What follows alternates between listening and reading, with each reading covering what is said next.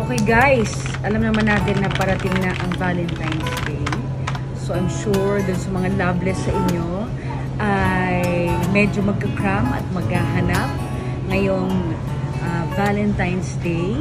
And one of the apps or one of the ways wherein magta-try tayong makakilala ay through online dating.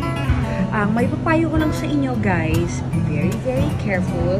We know, even to ourselves, that sometimes we lie, right? Sometimes may konting lie sa ating mga profile pics, sa ating mga information na nilalagay. So how much more yung mga ibang tao na nasa dating apps? Sometimes there are bad people out there. So mag-iingat po tayo.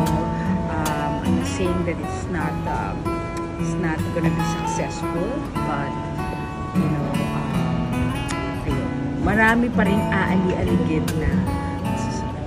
So be very careful, and as much as possible, be with someone when you